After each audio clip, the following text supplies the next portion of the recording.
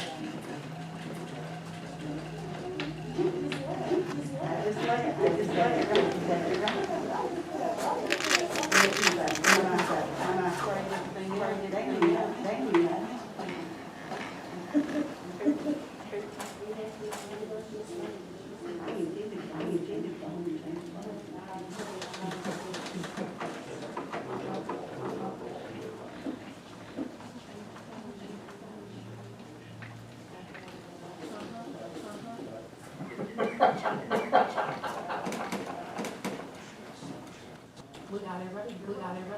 You're really running.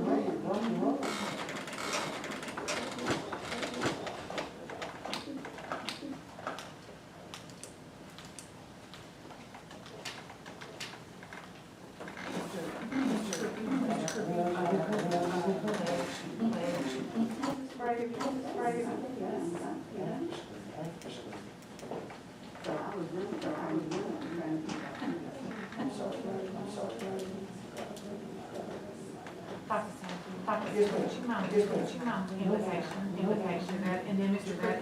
Crooks will lose in our pledge.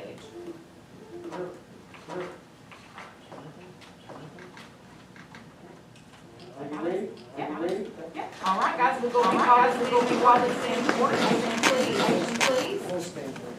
Father, tell me for this assembly. Thank you for keeping us safe, and may you continue to share your blessings, in our school district, in our community, in our nation. May you guide the decision makers tonight. They make the best decision, for our children, and our community, in Christ's name. Amen. Mr. Crooks, please, lose in our pledge. Pledge allegiance to the flag, United States of America, and to the republic which stands, one nation, under God, indivisible, liberty, and justice for all. All right.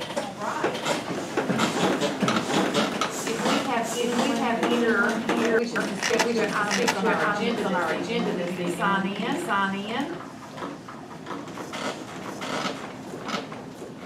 If not, we will move on, and we would need approval for our agenda this evening. I make that motion, to approve our agenda. All right, motion by Ms. McGowan, and a second. By Mr. Crook. All in favor say aye. Aye. So carry. We have a consent agenda. We had our work session the other night, and went over our consent agenda. Are there any items to be pulled out of consent agenda, or does anybody have any questions about consent agenda items? If not, we need a motion to approve our consent agenda for this evening. I make a motion to approve the consent agenda. All right, Ms. McGowan makes a motion, a second by Ms. Jackson. All in favor say aye. Aye. So carry. All right, we will go to school district highlight and with our principals actually. And so we want to start with Mr. McCall, they're giving you the floor. All right. Things, big thing, just for the elephant in school with our health and safety protocols. Getting on to the school year. It's been difficult year. It's been different experience, but it's been a great start. It's been a great start in terms of our students, and our teachers. Math, everybody talks about math. Think you might have math. They've been on single, they've been singular issue, and we had great conversation, and we just don't, how it looks, everybody's wearing it, it's uncomfortable, it's all about safety, In terms of class, obviously we've had a very small, student-teacher ratio, and even though we're not in school, at school, but 2 days a week, I mean, it's been reached because our class sizes are reached because our class sizes are breakdowns. And, I think that's been very impactful. A lot of my has been very impactful. A lot of my I think, times been worthwhile, times been worthwhile, our kids' time, and the impact on kids. Schedule-wise, also thought about things we see in the department, things raised up in the health department, but I think our planning, we did well, for a month, came to school, in terms of social distancing for a month, we're not in school, in terms of social distancing at all. It's been a really great year, and our staff's been awesome, that's the biggest thing, their attitude, and our staff's been all changes, especially attitude, the digital aspect of changes, especially with kids on 3 different levels, in terms of learning, and a single day, the teacher will have 3 different levels, in terms of learn from school, and a day, the teacher will have kids on, they've done an amazing job, learn from school and a schedule.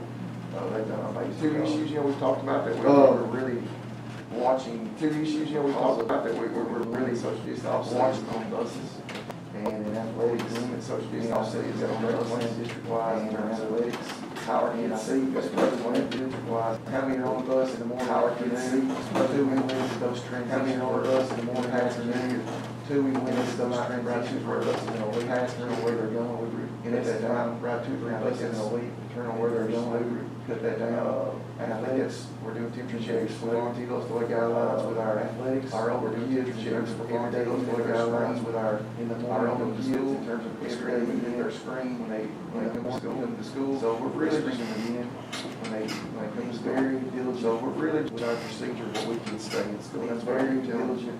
Our procedure where we can stay in school. That's what I keep doing. That's our goal. We want our kids there as much as possible. 2 days. That's better than no days. We want our kids there to follow our protocol. 2 days. I think it's better than no days. And if we follow our challenges, we just honestly challenges and the technology aspects on those challenges.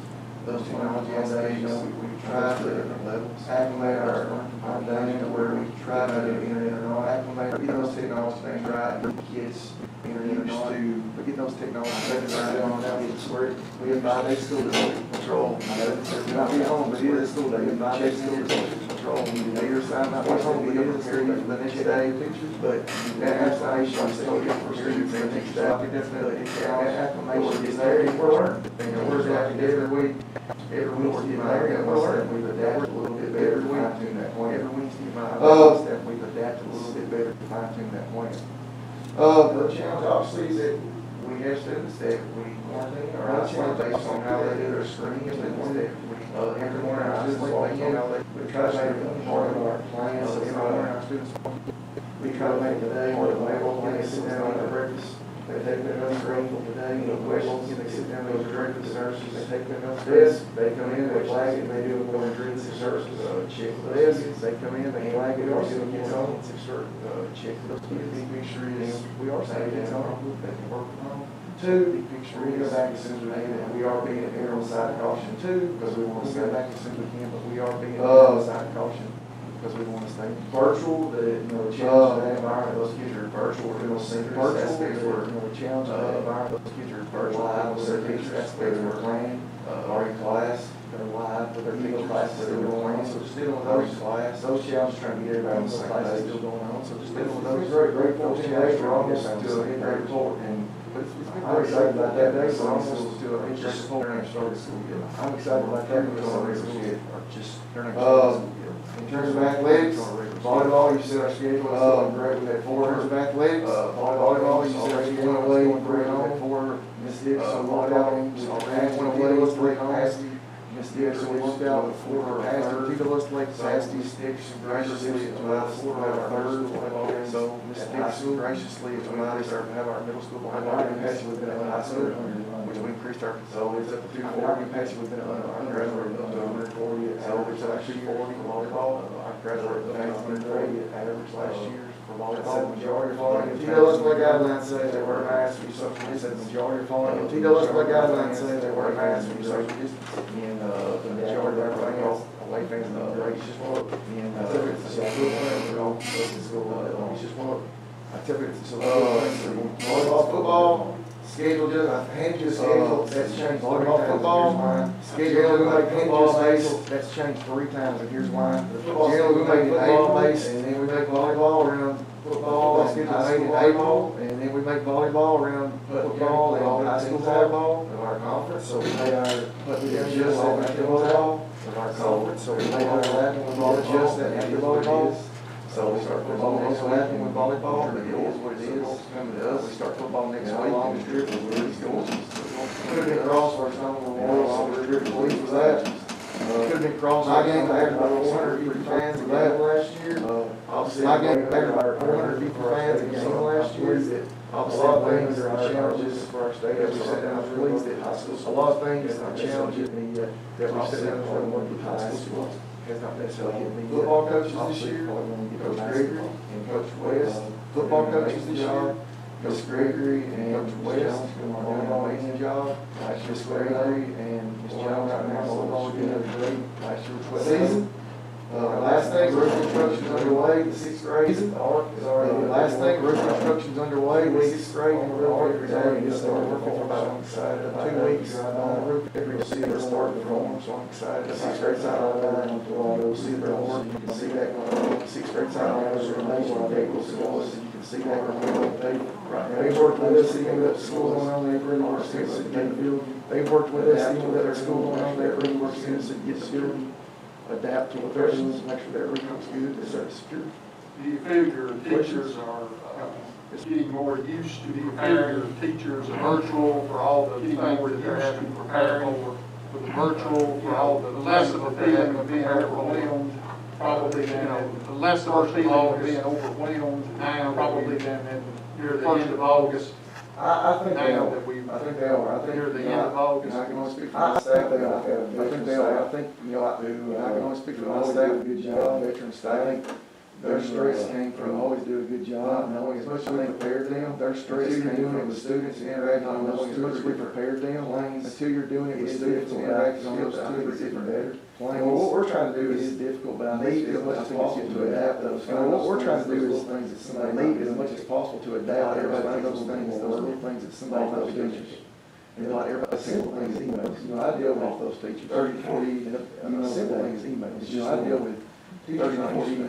So if they're on a Google Classroom and they not turn it off, teachers aren't used to that. So if they're on a Google Classroom and they don't turn it off, they're in notifications. Every time, so they might have a class and they're in notifications. That's overwhelming. They might have that in class and they're prioritizing time. So that's overwhelming. Little times we'll get that forward and they'll prioritize. If they can still put on a little thing help with students, some of that stuff not necessarily overwhelming, they can still get information. Help this thing is I tell my teachers, not necessarily overwhelming when they're information. The thing is I tell my teachers, leave it alone, 3 o'clock, back up the next day ends. You know, but we've got to do that, we're going to go back up the next day. You know, I got people that work hard. We've got to do that, we're going over. I say that all the time, but I got people that work hard, and they just go, I say that all the time, it's part of the challenge, but we're getting there. They just go, it's part of the challenge, but we're getting there. During the daytime, Other questions? students, Yes, sir. when they like changing classes, during the daytime, what about students? Are they doing a good job changing classes or whatever? Masks? Oh, that has not been Good job. an issue With at masks? all. The thing about our schedule, 90% of the day, they don't have to wear masks. You know, we're social, this schedule, 90% of the day, it's not an issue at all. So, you know, we're social in this building, classroom, bus duty, it's not an issue at all. So transition, walk away, I've set my schedule up, duty, it's not like a 5-minute those transitions, but the way that I've set my schedule up, it's not like a 5-minute break that transition to their class, and then we give them a break in that class, and they're transition to another class. So they're getting that free time, that we give them a break. The biggest thing the first couple of days, kids were sort of like, so they're getting that free time, that was, you know, the biggest thing the first couple of days, kids were sort of like, they're getting time, sort of get back to, they're starting to lose. The one thing is they're not, if we're talking, I can walk over here, we can talk. The way it's set up in class, there's not, we're talking, I can walk over here, we can talk. So the way it's set up in class, there's not that time where you, so it's just acclimating to somebody, so they're getting there, for sure. So it's just acclimating to the environment. You know, they're getting there, for sure. And, you know, you've got volleyball and football, and you've got volleyball, basketball, and. You're right. One at a time. How's the volleyball team doing? What about We're doing basketball? awesome. You're right. Did you say 4-0? How's the Four and volleyball oh. team doing? JV. Awesome, perfect. Did you say 4-0? 4-0, great team. Perfect. JV's won all their games, I got a great group of girls. Coach Grady was a good coach, great coach, Miss Jones, they're just doing an awesome job. Coach Grady was a good coach, she's a great coach, Miss Jones. And the Idris is the back of the high school, so we get a chance to check them out. And the Idris is the back of the high school, not the front. Try to keep this always, to minimize this leaky happy, we're trying to keep minimize our involvement in our building, this leaky It's happy. gonna be a go running. And we're getting out of minimize our involvement in our building. Okay, it's gonna be a go running. All We're getting right. out, yeah, that's right. Then we have, Ms. Madrid. All right. You wanna go next? Then we have, Ms. Madrid. You wanna go next?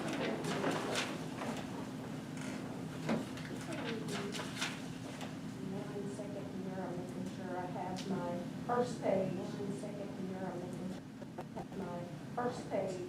I like that mask. I know. Where'd you get that?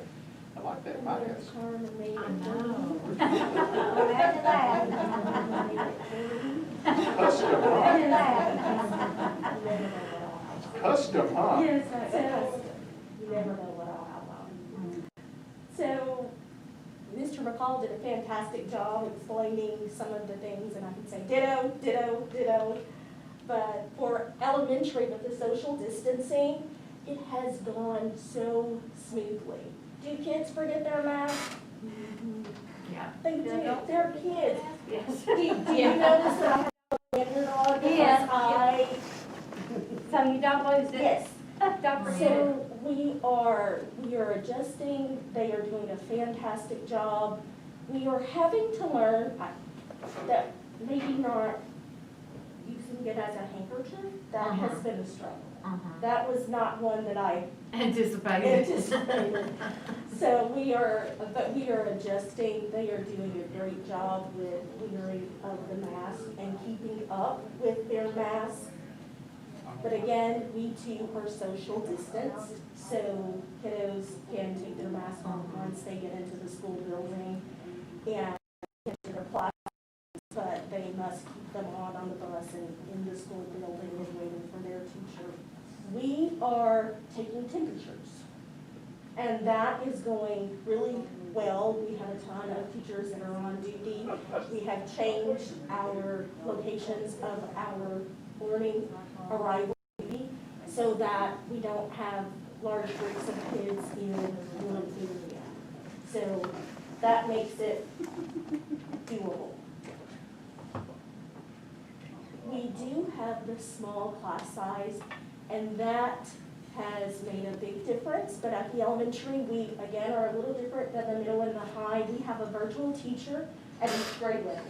So that means that takes one teacher. So now our other classrooms, we have to be careful to monitor our days as new students are enrolling. And we're also noticing that the discipline, we are not having major discipline issues. However, we are finding some minor discipline issues. So when you're in a classroom of 23, 24 kiddos, you may have 5 or 6 that are not always on task. And now you might have 1 or 2 and you only have 13 kiddos. So that occasional off task is noticed more Quicker. so. So we're making some adjustments there. We are taking a look at our support and our intervention. We are pushing into our classrooms to help our kiddos and so that they're not transitioning. We have tried to minimize transitions at the elementary school so that kiddos are not all over the building. When we do have to transition, it's only one class in the hall, and our halls are large enough that it's not a big issue. However, staying that 6 feet apart, we're still working on that. So they want to close the gap and keep up, we have to spread them out. So we're still learning, we are working on social distancing in our lines. one of our concerns, Chromebooks. 3 through 5, we did not have Chromebooks. So our teachers were doing all of this Google Classroom work. However, the kids weren't getting to practice. So that has been a struggle.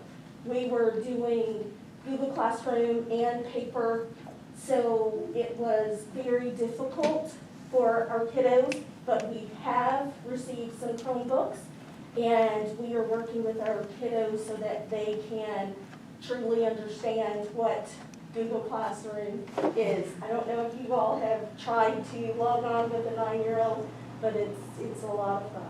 We are learning. I had one show me last night, not in our system, but in Wilson County system. I was watching that. How many Chromebooks did we get? I have 262. You didn't get any Chromebooks. He had some old ones that Okay. he found. The new ones that we ordered, Right. the 700, have still not come in yet. But Do we have Andy, any idea? They say just on back order. Andy's in there. I keep hearing 2 to 3 weeks, but every week I hear 2 to 3 weeks. So 2 to 3 weeks just keep getting pushed. But every school district that I know is having the same I'm sure it's trouble. a universal. And the issue was that we bought it with CARES money, and you couldn't make that purchase till July 1. We had some money left in technology, and we bought those in like April, and those have already come in, been replaced in the other grades, and that's gone well, but everybody's bought in July, and that's become problematic. And a lot of people don't understand, federal money doesn't come available till July 1st. That's and right. Then the whole state's ordering at the same time, and it's ridiculous that they do it that way, especially in the situation we're in now. Right. So, but what important for you to hear is that Andy's taken those Chromebooks that was brought out of circulation and has tried to revitalize those, and it's provided them some good opportunities this week. And even before that, they had 2 classroom sets of Chromebooks, and they were swapping them and using them, and then even going to the labs and getting on Google Classroom and seeing what that looks like when you're at home side. So they were getting practice. I just kept using the example, like in World War II, they sent all the rifles to Europe to fight the Germans. But they trained our young men in the States, and they give them like wooden rifles, So we're been training with what we've got, but we haven't sat on our hands while we're waiting on those Chromebooks. Oh, no, because with the younger ones, it takes some time, and it takes some training, and I know I have complained and questioned, and where are they, what can we do to get our kiddos some additional practice, and now we're getting that, and it is making a world of difference. When you can have it every day, they are getting better. That first day was rough, and now it's getting better and better and better. So eventually we will get there, so that when the new ones come in, we will be ready to rock and roll. We're also having, one of our challenges is the Learn From Home Days, and helping students to understand and to organize. It is so important for them to be organized, and teaching them how to truly study on their own. So we started out with that wasn't working, and so we tried another method. So we came up with an agenda item for each kiddo, depending on the day that they come, and it has their assignments, and we're getting them used to that paper copy, but they also have that in their Google Classroom. So when they're getting to see it both places, we are getting them ready for it to be only in the Google Classroom, but they're in the practice of being organized. And it also helps parents to know what is due, what the kiddos are supposed to work on. I don't know about any of you, but if I rely on my kiddos to give me a message, it's not exactly correct. So we want to help parents as much as we possibly can. So, our virtual school, we are making progress in our virtual school. As I said, each grade level has a virtual teacher, and understanding that students had to have a computer, internet, and a printer was a challenge. And if students didn't have that, they decided to go a different route, and most of them are back into hybrid. But now that we are using our check-ins, it's really beginning to move along and get very, very smoothly. Our Wednesday school, we are finally settling down. We have between 270, 300 kiddos on Wednesdays. So between teachers recording videos in the building and 300 students and all sorts of rotations, we have changed it 3 different times, but it's getting better every time. We still wanted our kiddos to get to experience 4-H, and so 4-H, they're doing rotations with our kiddos. If you're in grades 3 through 5, it used to be just 4 and 5, but this year it's 3, 4, and 5. Those kiddos are getting to work with 4-H and different 4-H groups. They have been absolutely wonderful. We're also providing, as they grow, they will have Google sessions, so the kiddos who are not here on the Wednesday can still participate in 4-H, as well as activities. So as we figure out how this Wednesday goes, we will then come back to the 4-H meeting during students' activity times. But again, it takes 2 weeks to get through a rotation, so that's going to take a little bit of planning, but the kiddos are really enjoying that. They're enjoying the art from the high school. They are enjoying the music. We are totally having to revamp everything because we can't share art materials. We can't share instruments. So our teachers have done a fantastic job of being innovative.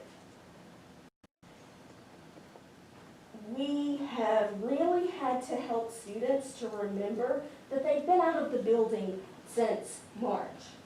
So things are not just coming, I remember how to do this. It's taking some time. So just reminding students to be kind to themselves because they're going to get better. We just have to get back into routine. So we're all working on patience with each other, patience with our teachers, patience with ourselves. So that has been a challenge, kids getting frustrated and saying, I can't do it. And we don't have it yet. We can't do it yet. It's not that we can't do it, but really changing that mindset. So that's something that I really try to be cognizant of and remind kids. And overall, our teachers are working very, very hard. As I walked out the door, I left one item and I called a teacher who's still videoing lessons because we were having some internet issues, and she got me my materials and sent them to me. So they are working hard and they are positive about this work. You know, we left in March and everyone has been stressed and overwhelmed, and things are they've been difficult. But just the teachers working together, helping kiddos to find a new set of routines. Those old routines are out the door, those old schedules are out the door, that old normal is out the door, and finding new schedules, new routines, and a new sense of normal. That has been just beautiful to see and to watch our kiddos grow. They are so resilient, and I tell the attitudes that my teachers have, my students pick up on that. So if we are positive and we are excited, although it's different, it helps the mindset of the kiddos so much. And they are excited to come, the teacher's excited to see the kiddos, and the kiddos are excited to see the teacher. That's just, we're just excited that we have our kiddos back into our school buildings. So, what questions do you have? I don't have a question, but I'd like for you and Jay Brown and Teresa, if you could just thank y'all's teachers and staff. We know that this is just so unusual and all that they're going through, and just tell them that if there's anything that we can do to make their job easier, that type of stuff, to let y'all know so y'all can, let us know, and let Clint know, but just thank them from the bottom of our hearts. We had to make a tough decision on what kind of plan to go with, and the only reason it's worked as well as it has is y'all and y'all staff, and especially the teachers, making it work this way. And we really appreciate it. Yes, and we do, and thank you, and that has been, I've often laughed at Dr. Satterfield saying that he's the complaint department, but I feel like that's where I have been,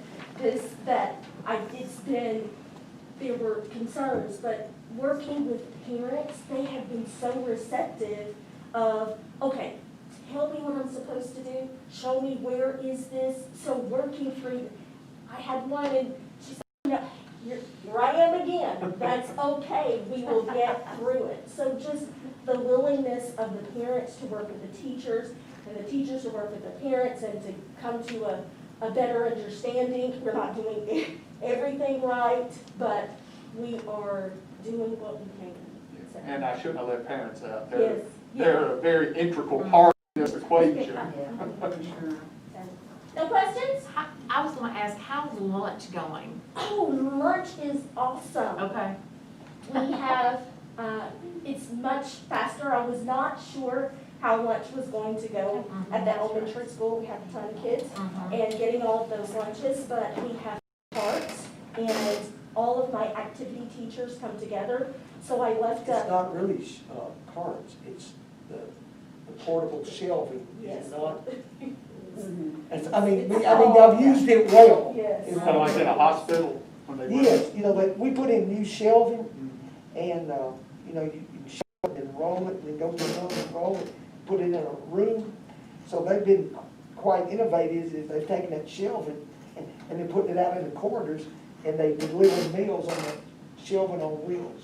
Okay. That's And good. it is going wonderfully because we have everyone to go to each grade level and distribute.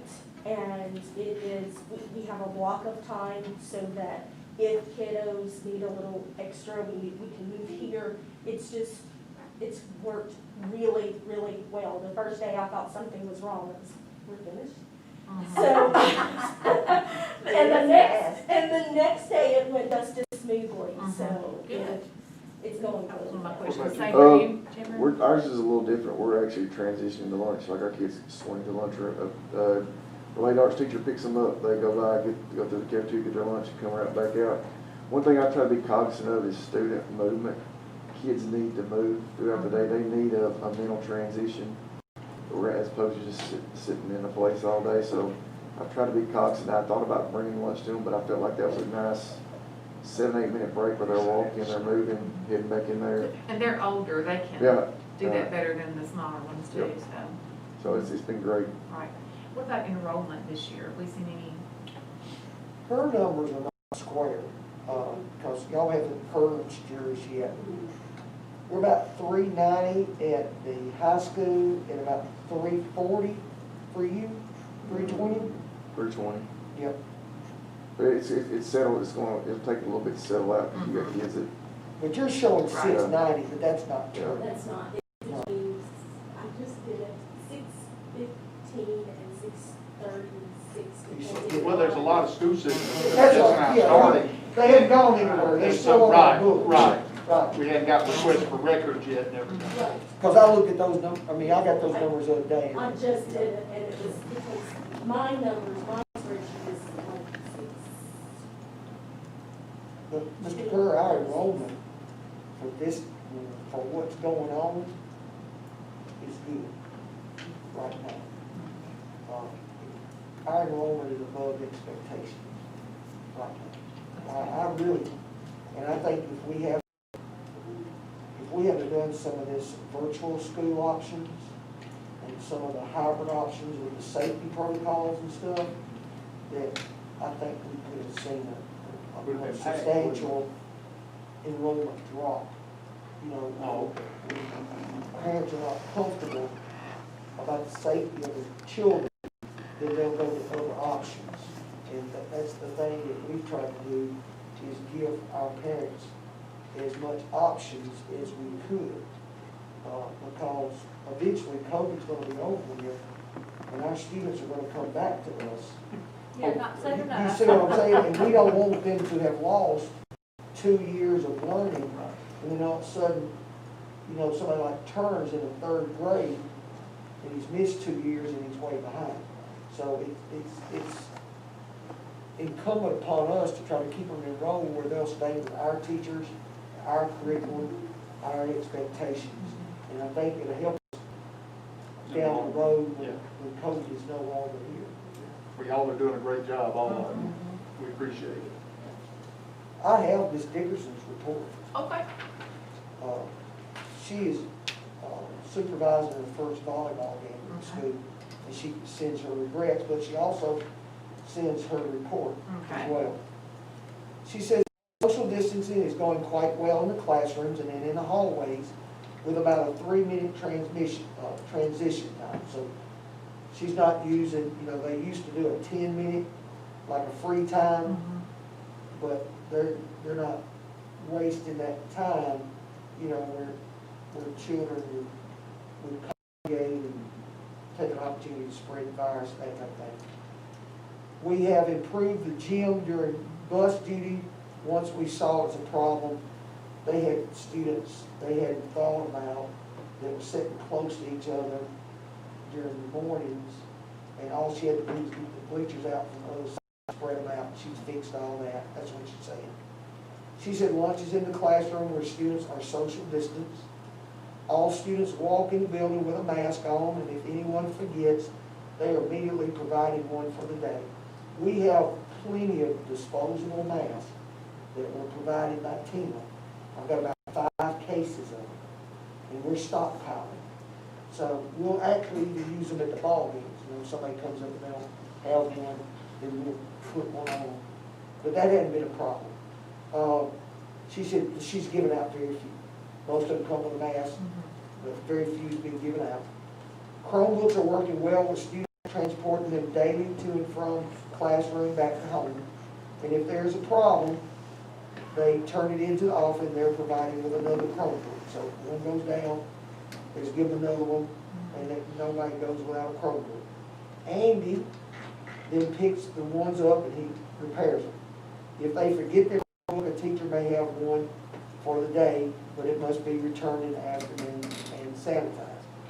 Attendance is good on the face-to-face days, on the in-person days. Virtual is a challenge, but we are constantly calling and emailing parents if we are not receiving work in a timely manner. Some virtual students have returned to face-to-face instruction, and I think you've heard that from other principals this evening as well. Wednesdays, we invite students who have an IEP and provide additional instruction and help. We have one CDC teacher with 8 or 9 students 5 days a week, and my other 3 special ed teachers work with those who have IEPs in math and ELA on their other assignments. The middle school volleyball is using the gym for social distancing, and they're taking temperatures before each game. Our first game is today, Thursday, where the capacity is 240. Tickets are sold at the door, and I do foresee a crowding issue. Masks are required by TOSWA guidance. Football tickets and season passes sold on Wednesday afternoon and Thursday morning, if any is left. there weren't any left. So, They sold out by 3:30. Houston, Yes, sir, on day one. on day one. Now, I thought they would, but I just wondered that. there's a little caveat to that. You know, they worked out a thing, they told the players' parents, the band members' parents, cheerleaders' parents, and even if they didn't want a ticket, they gave them the opportunity to buy those tickets first before they went on sale. They do that at the University of Tennessee, you know what I'm saying? We also gave our teachers, our staff, anybody that's hired for Travis County, they went around to each school, and we had teachers that wanted to buy. Oh, at all schools? Tickets, yeah. Oh, great. Right? I know, but I mean, the opportunity was provided to them, right? And then, all those were sold before they went on sale to the general public. Now, some Friendship people did figure out we were selling tickets, and they got in line and got some of our tickets on Wednesday, but we couldn't discriminate against, Okay. no. How do we know they were Friendship people? Because they said it was for Friendship. And they post all over their social And it was media. wearing green. We might have to get a code going. Yeah, yeah. Well, I think they see it on, I think they see it on the internet and social media, you know, Right, and right. and it's not that far, and they came over, but they bought some tickets. She said football players, band cheerleaders, ball girls can get the first chance to buy, tickets for the game. Temperature checks at the entrance to the football gates will be required, as well as a mask. Will that slow it up, getting them in? Ah, How many gates are we gonna do? all three gates. Okay. We're gonna put an SRO on each gate, and we're gonna put 2 gate workers and a nurse. So the nurse is gonna do nothing but check the temperature. Okay. And then on the outside, there's posters, those TOs, they'll lay posters, and it says you gotta wear a mask, you gotta subject yourself to a temperature screen, and then those symptom questions about, you know, have you been nauseated, have you had 72 diarrhea? hours, like. Well, there's about 7 of them, they have to acknowledge.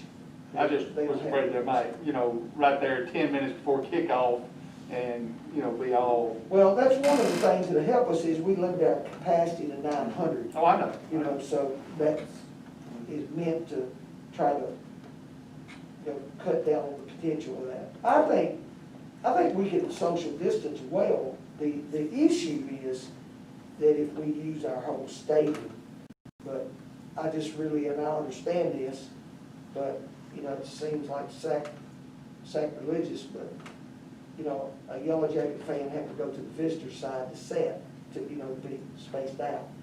But if they do that, we would be fine. Some of them are going to do that in the second half. Yeah.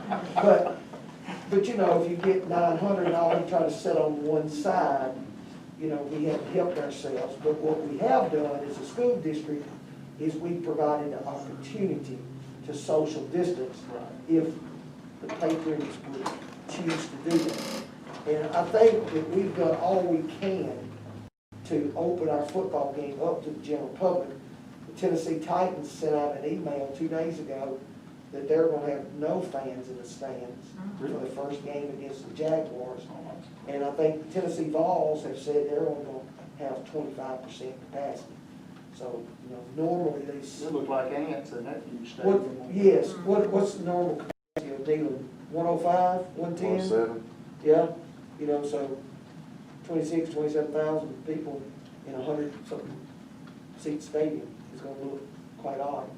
But They can social distance. That's right. But what I'm saying is sometimes, Need good what seats. creates the problem for us is that some schools, for whatever reason, are not adhering to those recommendations by public health and by TOSAA. Some people are saying, they're saying, we have no restrictions. And, we've always tried to go by the law. I've always thought law, best practice need to be on the side of that. So one of the things that we're trying to do, and I can't promise this yet, but I might get Andy in here, he might, is we're trying to pull off where we can live stream this. So we'll put it on, just like we're doing our board meeting, we'll link on a website and you just watch it for free. That's what I plan on doing. And we bought a new camera and we think it'll be good quality. Tri-County's already ran us a fiber optic line in. Oh, they got it in? Yep, got it in, it's hot, everything, so we're just really close to getting that done. Amanda has committed herself that she's gonna do the camera work for us. So she's out Shutterbug, when you get Shutterbug with the camera work, Yes, you know it's gonna be high quality. I guess I'm not gonna tell Cochran on her then. Don't tell Cochran on me today. Since she's volunteered. She's stepped up. I think a lot of confusion comes from, you know, the general public, expect us to have to, what am I trying to say? We provide the space so that they can social distance, but we cannot enforce, like they are their own person. I mean, we have to set, we can give them, provide the space and, you know, that kind of stuff, but we are not gonna enforce that in the stands. We don't, can't, and I don't know who can. Right. Well, then, really, the only way we can, if it gets bad, is just not have fans Right. at all. Exactly. You know, Right. like the Titans have done, and like some of these colleges are doing now, they tried in-person classes. They went off campus, had parties, come back. There's already 2 or 3 big colleges that have, like North Carolina, just shut it down, sent them home. This year, already? Yeah, this week. Okay. They shut down the whole thing and told their students to go home. Everything's going online. Right. But we're doing what Department of Health, CDC, and TOSAA recommends that we do. And I just, you know, the thing is, I can't say it enough, is if our community, and Ms. Applewood's gonna speak to you in a minute about our infection rates and that type of thing. I think Chris had a very good article Was it? It was very in good. the Vidette this week about our infection rates have been really low. Are they really low because we're lucky? Are they really low because we're doing the right thing? You know, so the thing is, what we need to do is we need to do the right thing so that we can stay in school. And our football, we don't need to let our guard down. Right. And we've provided our community an opportunity to social distance. We learned a lot from graduation. You know, there were some graduations and people got infected and those types of things. And, you know, we limited the capacity. We promoted social distancing. We used the right health protocols. And I don't know of anybody that got infected because of from the graduation exercise. So we're trying to learn and spin off of that going forward. So anyway, that was the high school report, but that was the high school athletics stuff too. Okay. Okay? So I was speaking on behalf of you. That wasn't your time. That wasn't your time. Right. Okay. All right. All right, so we have. Oh, I got a question I'm sorry. for Clint before I forget it. You know, the governor was gonna give each teacher so much of this PPE stuff. Have we seen any of that? Yes, sir. Our principals could talk about that. Got it in this week. And Right, It was, right. it was not prepackaged, so it was in multiple shipments, but that we've got it over the last couple of days and we've got it all compiled up. We just gotta get it out. Vince might be ahead of me though, I don't know. Yes. Yeah, So, yeah, they got a whole gallon of hand sanitizer, and they got a set of masks. It's really for the teacher. Right. It's not for the Right. students. But I think they got like 2 cloth masks, or like 15 or 20 disposable masks. They've got a set of disinfectant wipes, and then they also got some rubber gloves. Yeah, right here, yeah, here's a good picture of it. Okay, she took pictures. She's getting ready to set it out. And they got the wipes and the gloves and the hand sanitizer.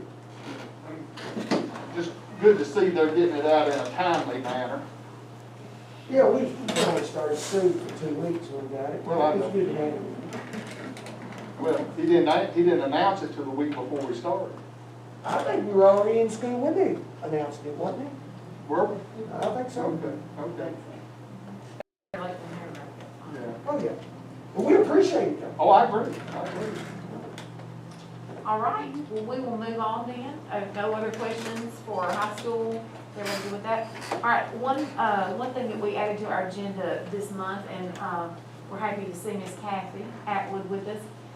In our meeting last month, we told parents that we would, put you on our agenda, and hopefully you can be with us and, you know, just speak to what we're going through and whatever kind of information you feel like we can share and keep us all up to date on where we are as a system and that kind of thing. So we'll turn that over to you at this time. I started to pass them around, but good practice is actually for me to hand it to you. Everybody touch them. You don't want to be, yeah, you don't want to be Miss Waller here at the end. And get everybody's cookies. It's kind of like kids, isn't it? Yeah. I want the principals just because they've not seen all this together, I don't think.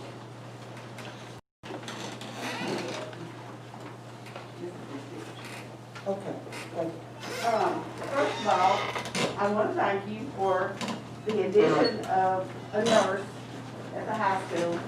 I cannot imagine what we would be doing or how we'd be doing without that nurse. It's just been, they're busy all day long, and I know your principals would say that too. All day long, sometimes at night, they're getting calls at home and everything. So it has been great. Katie has been great to work with. She's really taken off and is really, I know there's a lot to learn when you come into a school. She's done really well and works well with the other girls. So that's been good. This is just an example. You've already heard, you know, teachers, of course, and staff, they do the protocol in the morning and fill out a checklist and put their temperature. Our older students also do that. So our nurses, one of the things that they're involved with first thing in the morning is either hearing about temperatures at the elementary school or and staff things going on, and then looking at the students and the staff at the other two schools. That takes a lot of time. They have to go through and see if anybody answered yes to one of those questions and monitor all of those temperatures. But they're doing that, and then they spend a lot of times, a couple hours or more, chasing down stuff, going to people to come visit them. They have to read it. If somebody says, yes, I was sick at my stomach last week, then they have to go pull that student out of class and hear more about the being sick. Now, for the most part, the students that respond have been truthful and clear about what's going on. It may be, you know, some of it may be something like I got too hot or whatever, but they haven't been pranking too much. And we have very few that want to get out of class and answer yes, because once they do that a couple of times, they don't want to come back. So that's worked really well. This is the form they fill out, and they keep up with the name, the grade, what's going on, what they did. And I'll tell you, we'll go on in a minute, you'll see how this process works. But they're actually keeping up with everybody that they talk to, both staff and students, on a form like this, going back, checking, as parents call or somebody comes and tells her, somebody sends her something, she's documenting on this form. So we have a running record of everybody that they talk to at each school the whole way through. We have one for staff and one for students. So we can go back and tell you, you know, we talked to so-and-so and this is what happened. And sometimes it's the parents, a lot of the parents have just, I'm so impressed by what they've done. Before we started school, the very first day, we had somebody call and say, my child's sick, I'm not sending them today. And then let us know what happened after they took care of it. And so, and actually I think that one actually ended up having COVID, but that was before, that was taken care of before we started. Right, even before they got to you. And they've done really well. They call and ask questions, they ask about the protocol, they talk to our nurses, then they call them back. The hardest thing I think is understanding what the process is. I heard Mr. Drew talk about processes with some of our parents. It's a process too, as you can imagine. Because, you know, parents, your child says they have a headache and they think their stomach. Oh, they're just fooling with you, or they were up late last night, or they ate Mexican last night, or whatever. But you know, sometimes it's something else. The other thing that my nurses would tell you though is that they feel like overall, our schools are healthier. They're sending people home that we would have let stay. And so those stomach viruses and things are, there's more, almost a zero tolerance about if you know, especially if you've got a fever or you had a fever, and if you've got 2 of those symptoms, you're really, you know, you're out of the building pretty fast. So, but they're doing a good job of evaluating how serious this is and what does this mean also. This will help us when the flu season I starts was just too. gonna say that, maybe it'll help with that, and just general virus. Yeah. Stomach Stomach bugs. virus. Well, you know, Mr. Kerr, we had those, we started stomach viruses the first day of school, and it went on. And we've not had that. It's been amazing. So, we're taking care of it and getting on with it. And we're looking at students and staff. It's okay to be sick. It's okay to say, I don't think I need to come to work today. I had one of those days where I had to let Dr. Satterfield know back in the summer, I can't answer no to all these questions, so I'm staying home and work because, you know, that's what the protocol is. Yeah, and let me add something to that, is, and Mr. McCall and I said something about this today, and he comes in, and we just kidding about it. Another thing is, we don't have perfect attendance awards, or any type of awards tied to attendance, because that's negatively contrary to what you're trying to get done. The same thing with, in her case, and you passed a policy in the spring, in April, of a telework policy, where the director of schools can allow employees who can telework to telework from home at their discretion.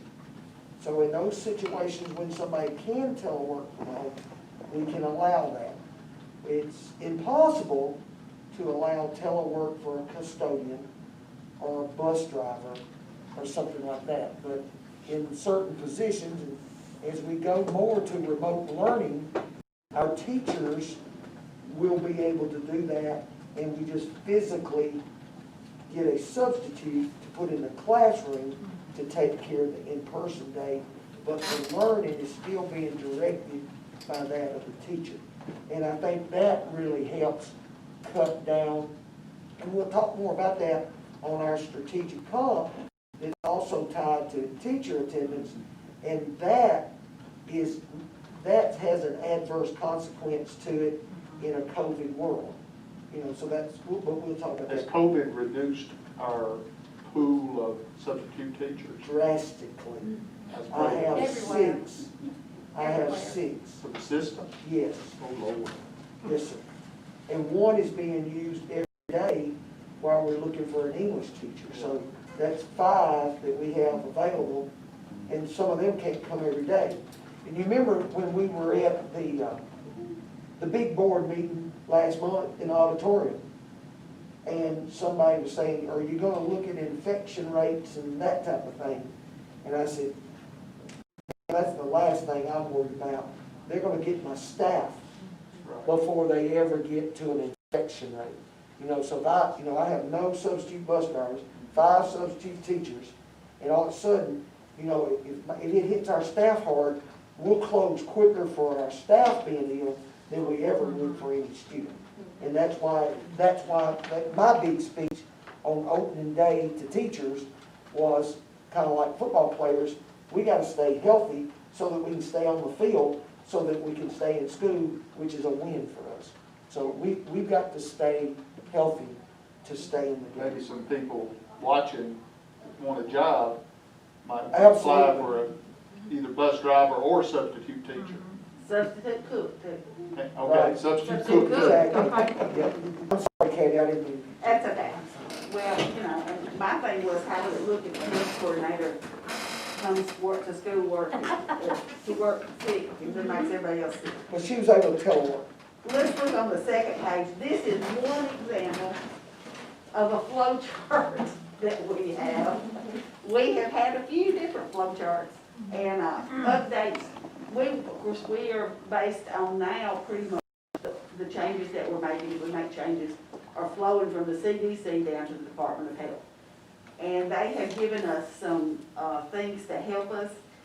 You will notice if you look that there are what's considered low-risk symptoms and high-risk symptoms, and that helps us to define.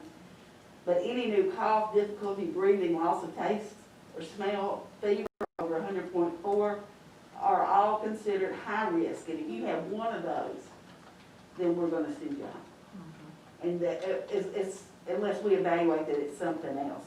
And of course, we live in the land of sinus, as we all know, and allergies. And so that makes it a little bit difficult. The ragweed was up way this morning, and that's one of my triggers. So we all know that we have that issue. But it tells you how to think about things. One of the biggest changes, and I don't know if I can explain it right, Dr. Satterfield will have to help me. If we have a positive COVID case in your house, and you have a child in school, then the person who has the COVID stays home 10 days after they have symptoms and they're diagnosed. The people who live in that house stay home an additional 14 days. And so it can be 24 days out if, in some instances, and that's really hard to understand. Well, but the reason behind that is the 10 days when they've been in close proximal contact to a confirmed case, that there's 10 days that they're contagious. So we don't know which day that they become infected. So they have to ride out the 10-day isolation of the close contact, and then once that isolation is done, then it kicks in that 14-day quarantine. They give you 4 more days before you actually get sick if you become infected, and so then 10 days for you. And that's a conversation Mr. McCall and I had before about daylight this morning. So those kind of things, and if you look at, this is probably something for you to read if you need to get sleepy tonight, to look at this a little bit, try to figure out exactly what it means. But it is very helpful to be able to look at that, and our protocol has always been you have to be 24 hours fever free. In some cases, it's 72 hours now with symptoms. So that's different. We're having to change our perspective. We had something new from the Department of Health today, and it was little bitty print. So I ran it. The front and the back were all on one page. So I separated it because if y'all like me, the print was terrible. So this just gives you an idea. This is statistics. The governor told us Tuesday, I believe, that he was going to start keeping up with cases of children 5 to 18. This is the first time we've received any numbers based on 5 to 18. On the front are state numbers, so you can kind of see how the state's gone. We have cases with young people have increased from back in April, and you can see that. We did go down just a little bit last week, and August 30th is off. The way this is a little bit wacky, but that just shows where we're going for August 30th. If you look on the back, it gives you every county in Tennessee, and it tells you that in Trousdale County, the total number of cases of 5 to 18-year-olds that we've had in our county is 16. And actually, over the last 4 days, we've had 0. And what's important about that is, where have we been the last 14 days? In school. In school. And so I think we've done really well. I was excited about that. The next 3 things that you have are actually just data that I thought you might be interested in looking at. It's the Trousdale County numbers as far as how Trousdale County's doing. And one thing that you have to be careful of, and it's down the side of this, when the state looks at data, they look per 100,000 people. And so when you look at Trousdale County, we've had 13,960 cases per 100,000. So you look at that and you go, but you gotta do some math here. I believe that goes down to about 140 cases is what they're really talking about. No, it's 1,396. So don't look at that and go, what in the world is going on? But it does show you a little bit about where we are. We were a whole lot worse in May as far as a county than we are now. And the latest one, which came out today, is the third page. And they said, I couldn't get it. I couldn't get it I today. couldn't either. They sent it smaller. And I'll tell you, I probably, if I had more time, I could have made this bigger for you. But I had to give up because of everything I had going on. But as you can see, we're maintaining way of our spike that we had in May, which is what we want to do. Of course, we like to get that hump down a whole lot more. But we're doing it as a county. And I know y'all probably seen somewhere the map of Tennessee, and there's that one little blue Yeah. county up I there. sent them to you. So we are doing better than a lot of places right now per capita, so. It was good to be on that island this time. Yeah, it's still in the New York Times. Yeah. And this is just some Tennessee dashboard demographics in case you're interested. The one thing that you will see this is Tennessee numbers. Tennessee is, we're down this week, but we have definitely been up. And so as a state, we still have a lot to do. But I think, the teachers, the staff, everybody is doing so good as far as trying to do what we need to do. And like your principals told you, things are going really better, I think, than we thought they would. The nurses deserve a pat on the back if you see them. And they'll be at the football game. Two of them will be at the football game Friday night. The other one's going to be working hard on volleyball. So they're working hard even after hours to make sure everybody's safe. And so I appreciate them and the job that they do. Sounds good. Anybody have any questions for Ms. Kathy? Thank you for being here. We appreciate that. And hopefully, that will keep our parents and anybody that can't join us for meetings, they can And hear that each month. sometime maybe I can come back and not have to talk about COVID and talk I about know. food service and. No, all those grants that you give us, that's what we like to talk about. Yeah. That's a good thing, that's a good thing. Thank you again for being here, Thanks. so. All right, we will then move on to our director's report. Our principals, Ms. Atwood, are just doing a phenomenal job. And I'd just like to hit on a couple of highlights, or maybe some things that they did not cover. We talked a little bit in the work session about our LEA waiver. We got a waiver of class size average and also duty-free lunch. There were some districts that applied for the duty-free lunch waiver and didn't get it. I think one of the reasons that we were awarded that, I know, was that we provide teachers with the Wednesday to prepare, because as you talk about, Mr. Kerr, it's a challenge for everybody, especially our teachers trying to teach in both an in-person and a digital environment. That's never been asked of teachers to ever do that ever before. And giving them that extra planning time on Wednesday certainly is meant to help relieve some of that stress and overwhelmness that we discussed. But also that they're supervising students in that 25-minute lunch period. And, that feels like it's taking a little bit more of the time, but since we're giving a lot of that time back on Wednesday, that we were awarded that waiver. We are talking a lot about virtual school truancy. So students who are never physically on campus or not scheduled to be on campus, but they're not engaged with the work. You've heard our principals talk about a lot of them have come back.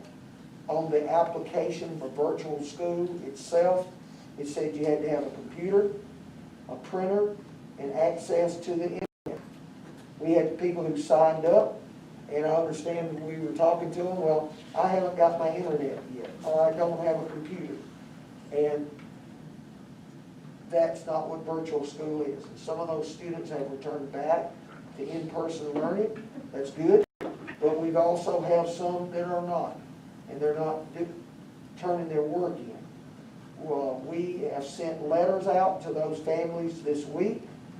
We're in the process. We will complete all attendance hearings next week, and we will be taking virtual truant parents to court for virtual truancy for the first time ever if we don't get them in the right learning. And the state dictated those rules, not Yes, Pasco County. that's right. About having the computer, internet connection, and a printer. That all came from the state. Right, state board. Right. And, but it's hard to do virtual learning if you don't have a computer. Yes. That's very hard, it's very hard to do. Our principals will reiterate this, but our learn from home days are a challenge.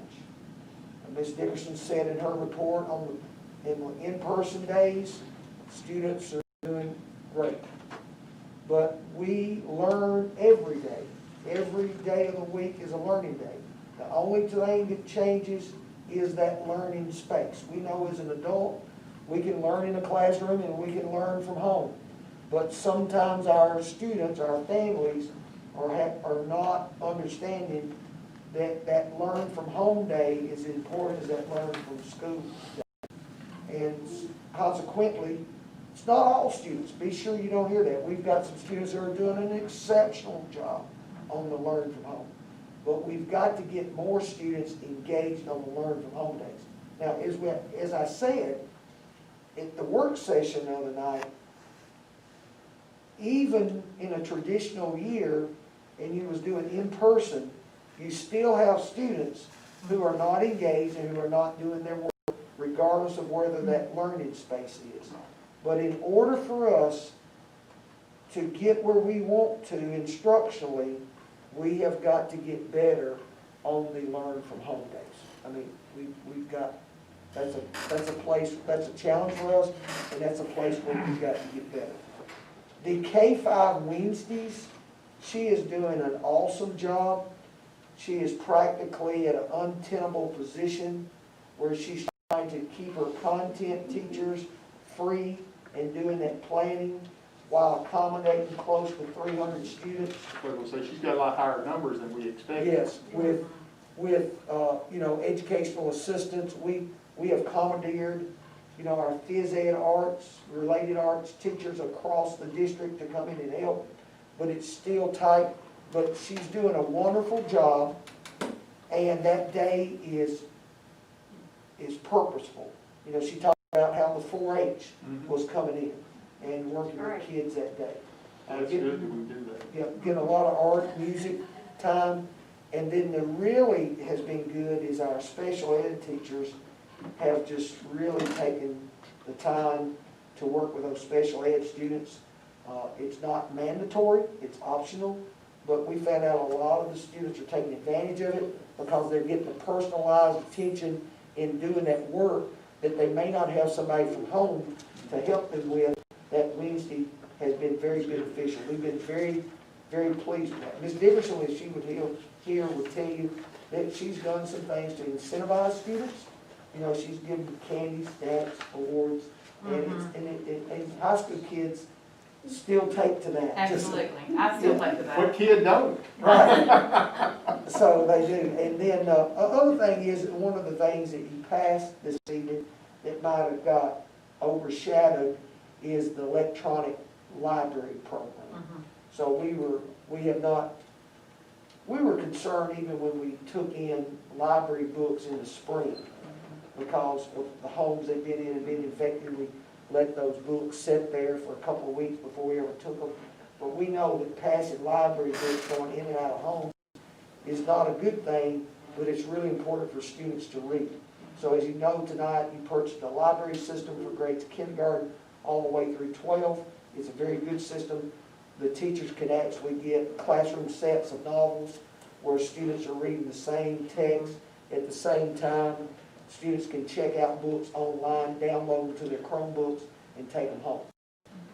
We are close to getting that out. We've been linking that up with Power School, and then we've got to have a PD for your librarians, and then we'll be ready to go. So we're probably within a week or so of getting that going.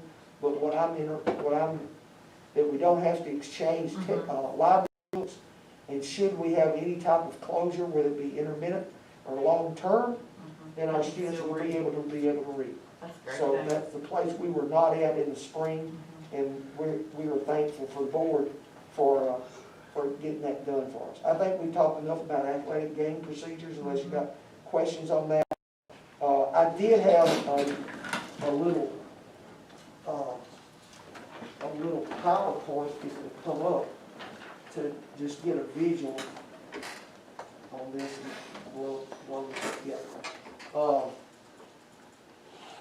Let's see, I got it.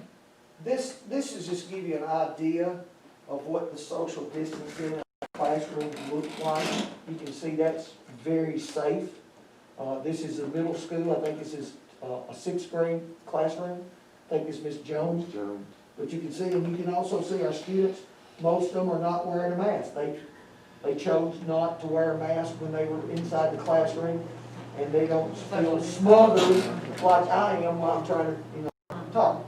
So that's a good look at what a typical classroom looks like.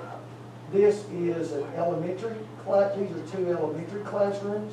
Mr. Drew, you might want to mention, I think the one on the left is like kindergarten, right? They've got the larger desk, and they're buddies up, but only one student is sitting in that pod per day, so they're social distance.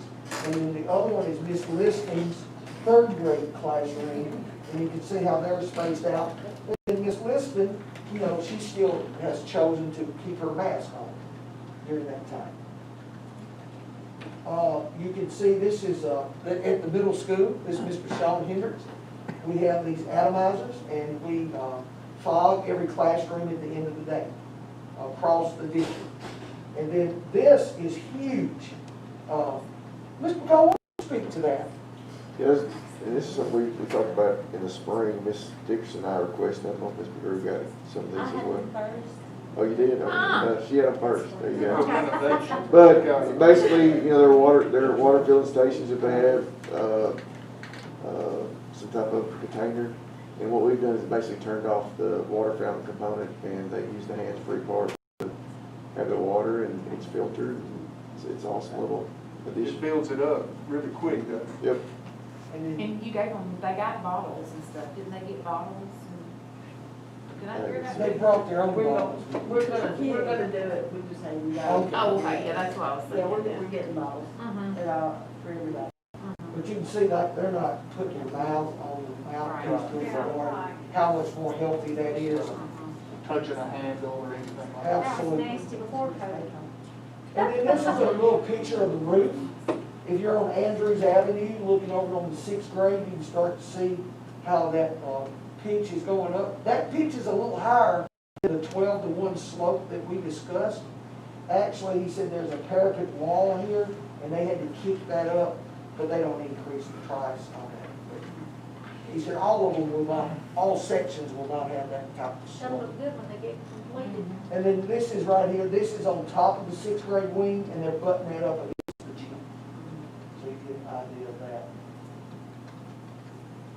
And then this is the trusses. I mean, this is pretty much, looks, the skeleton, I mean, they're ready to put the roof on that section. What's the wind rating on that, do you know? No, I don't. I mean, it's I mean, in it the just- contract. It just hit me Yeah, that, yeah. They are putting a screw nail about as long as my arm Really? down in that roof. Wow. And, they're finding that metal joist, and, I mean, it's that long. They're driving through that It'll roof. take a pretty good breeze then.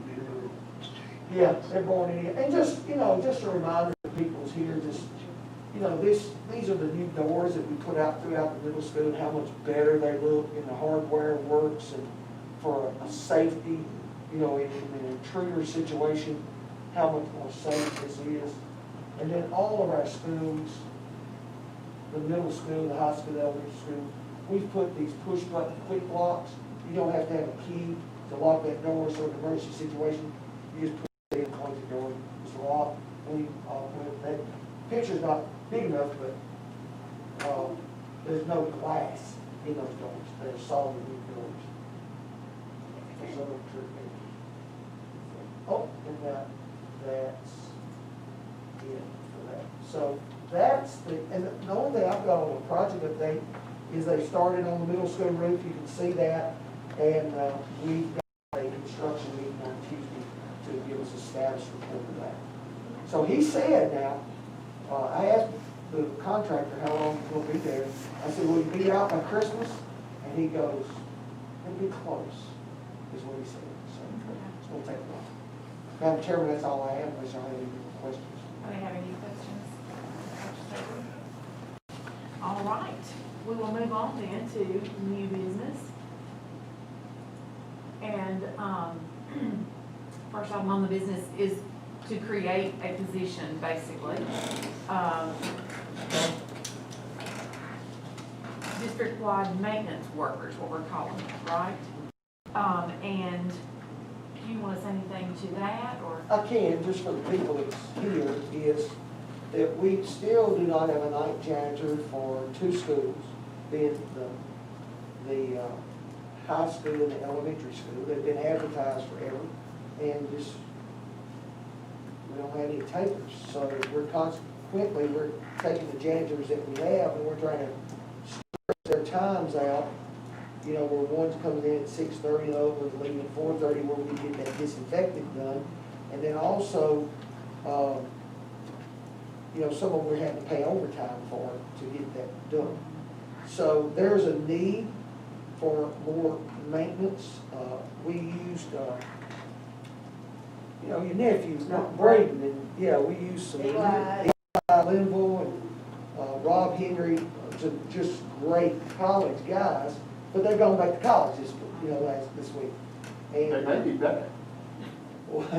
yeah. But they get all our money for us, you know, this summer, and then they've gone back, and then, you know, I have to take my bus mechanics out of to mow. And that causes another problem, because I'm trying to keep my janitors in the building to keep the disinfectant down because of COVID. So I've got,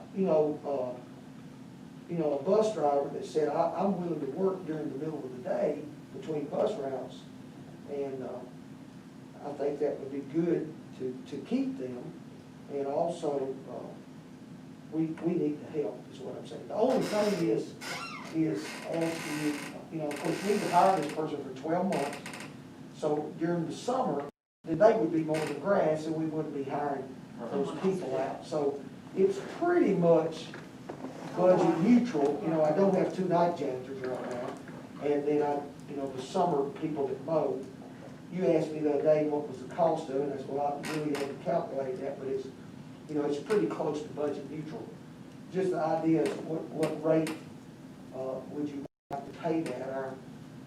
Our maintenance people make, around $30 an hour, our maintenance people, and he's not gonna be at that level, and our custodians make like $10.76. So David and I talked about, we thought somewhere between $11 and $12 an hour was a good starting rate. But as you know, the board has to set salaries and create positions. So this definitely falls upon the board to make a determination. Well, we definitely have trouble filling positions. Even though millions are out of work, we still have difficulty, and always have had, in the school system, filling certain positions. Can't keep janitors. Right. And so I'd like to make a motion that we create this position at $12 an hour. Motion made. Ms. McGowan, second. Any discussion? Okay, Mr.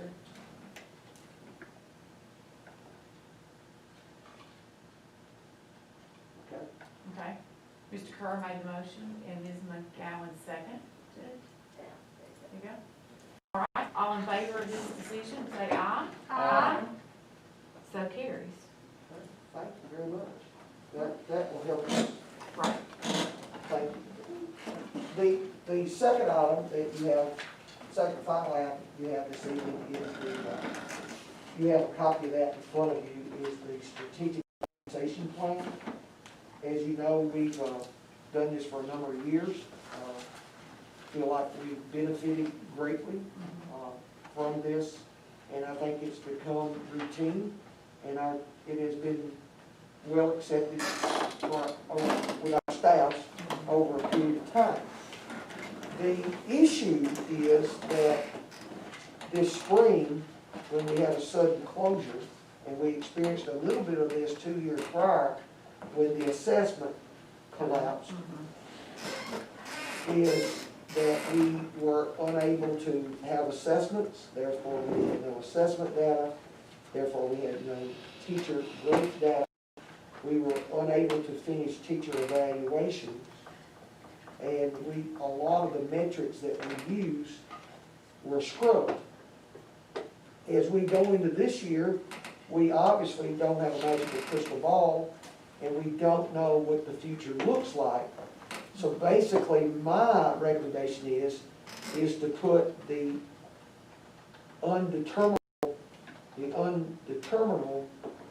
components on pause, not to do away with them, but to pause them until we get a better picture of what it's going to look like. Like one of the pieces is the attendance, that our teachers have to attend 93% of the school year. And if they don't, then they don't get their bonus. So that is a negative influencer, because we want teachers, if they're ill, even the least bit, to stay at home and to telework if they can. So all those components, except for the hardest staff, and you've got that in front of you, all the areas in red that I'm saying I'm recommending that we put on pause. Like the attendance piece, take that off.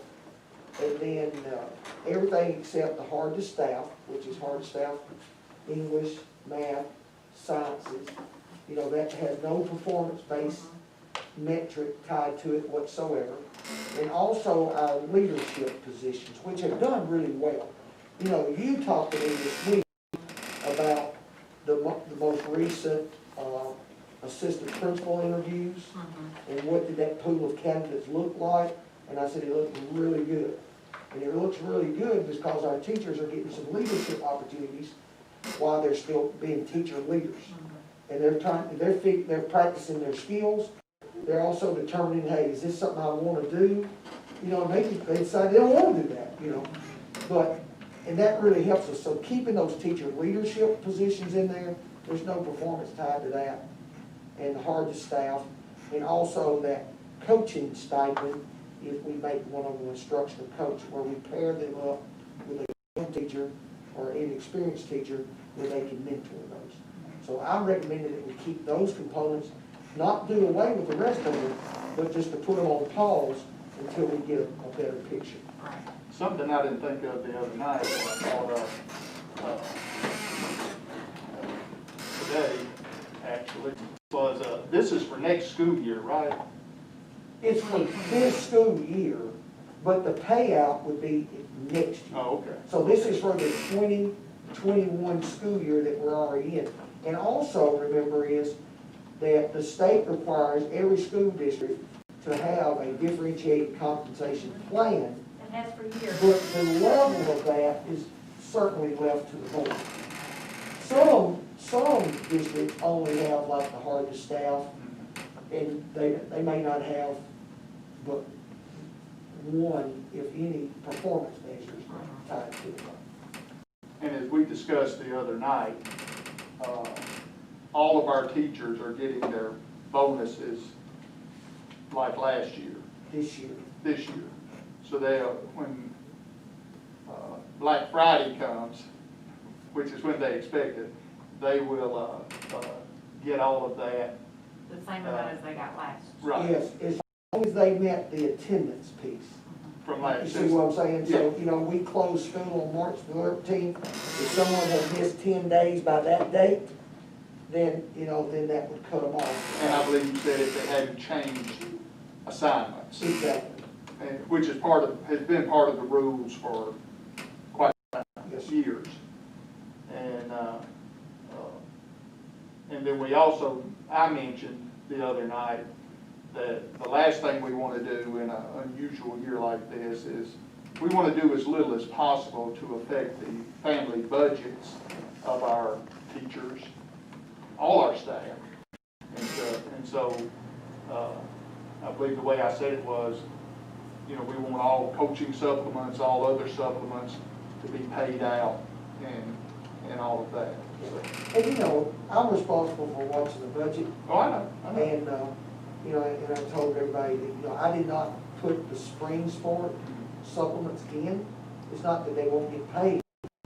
I'm just like, I don't know. You know what I'm saying? I mean, last year, we paid a lot of supplements out, and there wasn't any spring sports hardly being played.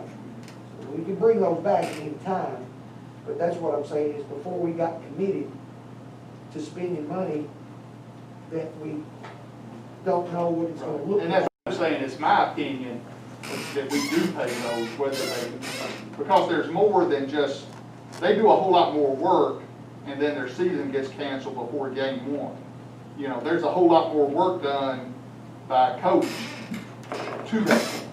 And so that's why I want to hear from the other. It's my opinion, I want all supplements paid, because we budgeted, it's in the budget, it's there, and I want to do as little as possible to affect families' budgets. Okay.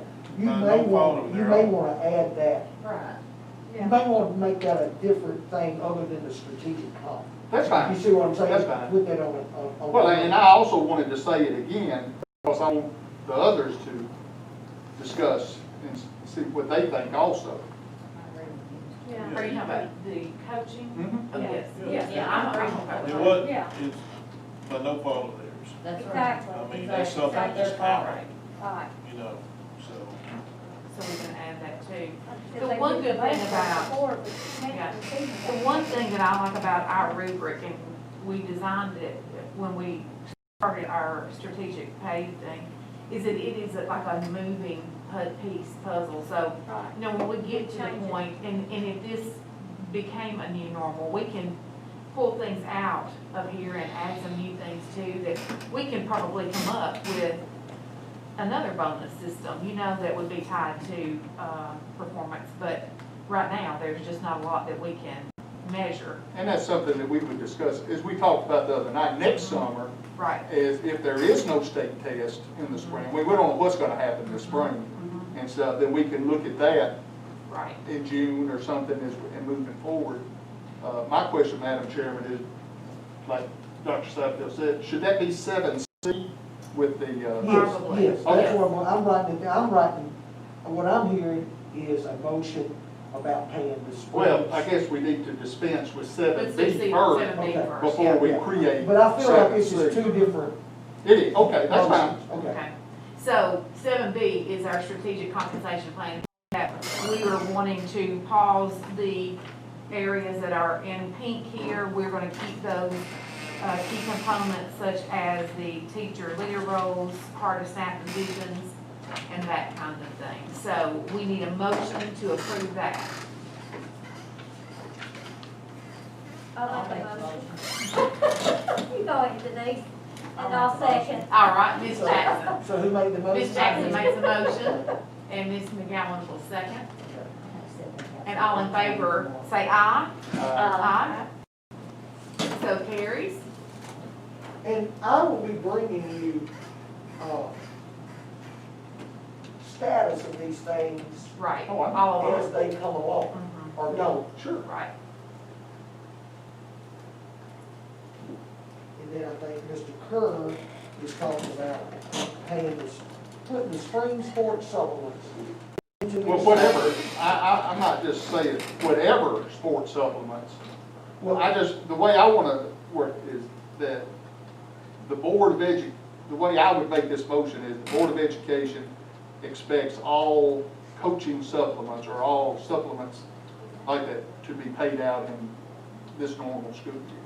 Is that the way to say it, Madam Chairman? Coaching supplements, is that what we're talking about? Yeah, and only the spring. Yeah, the all other takes. The other's taken care of, Yeah. yeah, but Yeah, so, the football has been doing their work, right. basketball, volleyball. Well, I don't want it to sound like I'm differentiating between them. I want them all to be taken. Yeah, well, what I'm saying is the only ones. Everybody that- else has, the only- except spring. That's right. The only ones that I've held back on the salary, I mean, it's not like we're taking it away from them. I know. We're just waiting to see, I mean, we might close next week and never come back, is what I'm. I still want to pay them.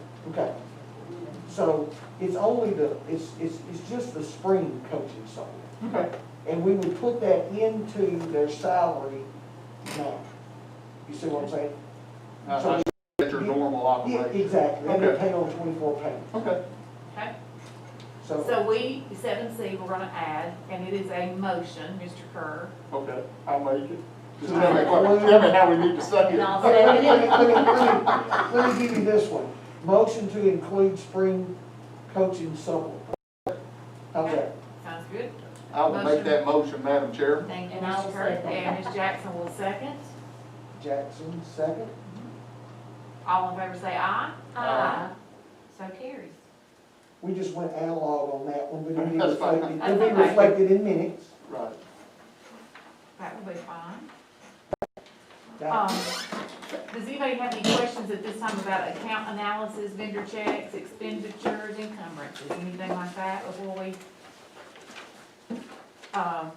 before we adjourn, we have a couple of things we want to do. We have a couple of little awards here we're going to give our ladies that are leading us.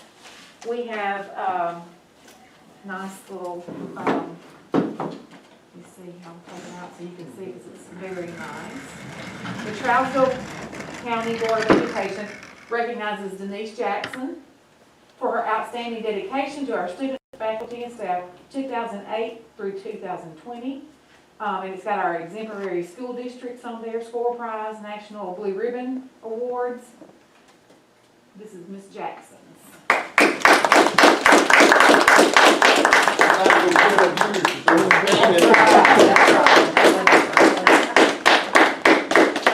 Very good job, and we'll give you your boxes back, so you can take those as well. And then we have Ms. Mary Helen McGowan, same thing, different years, but she has served 2012 through 2020, Right. and so thank you for your Thank service. you very much.